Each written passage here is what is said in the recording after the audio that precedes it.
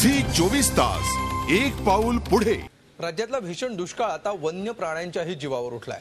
सोलापूर जिल्ह्यामध्ये एक हरिण आणि काळवीट यांचा पाण्याअभावी मृत्यू झालाय। वन्य प्राण्यांसाठी पिण्याच्या पाण्याची व्यवस्था करण्याची सोय नसल्यामुळे वन विभाग सुद्धा या परिस्थितीपुढे हतबल आहे। सोलापूर जिल्ह्यात पाण्याचं दुर्भिक्ष असलेल्या मोहोळ तालुक्यात वन्य प्राण्यांची पाण्यासाठी अशी वणवण सुरू आहे। मार्च महिन्यातच सगळे पाण्याचे स्रोत आटल्यानं पाण्याविना तडफडून मरण्याची वेळ प्राण्यांवर आली आहे। कोथाळे गावाजवळच्या या उजाड जंगलात तहानेनं व्याकुळ झालेल्या हरिण आणि काळविटानं असाच प्राण सोडला।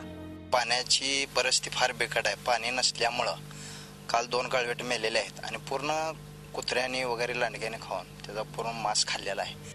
सोलापूर जिल्ह्यात सुमारे 8000 हेक्टर वनक्षेत्रात हरिण आणि काळवीट 800, लांडगे 31, कोल्हे 22, खोकड 400 याशिवाय ससे आणि अन्य वन्य प्राणी आहेत। या प्राण्यांना पाणी टंचाईची मोठी झळ बसणार आहे।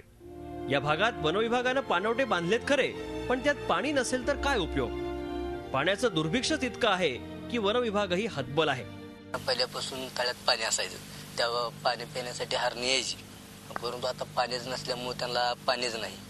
तर ही वन विभागाने एक दखल घ्यावं की ही पाणी पुरवठा त्यांना व्हावा। आम्ही पाणी त्या ठिकाणी टाकलं होतं, परंतु गावची जनावरच येऊन ते पाणी पिऊ लागलेले आहेत। पण आपल्याला असा भेदभाव करून चालणार नाही, परंतु आमच्या परीने आम्ही जास्तीत ठिकाणी त्या टाक्यांमध्ये पाणी भरण्याचा प्रयत्न करत आहोत। मार्च मध्ये पाण्याचं असं दुर्भिक्ष असेल तर 2 महिन्यांनी काय स्थिती असेल? मनुष्य प्राणी आपल्या अडचणी व्यक्त करू शकतो, अडचणीवर पर्यायी मातही करू शकतो, मात्र वनप्राण्यांचं खूप वेगळं आहे।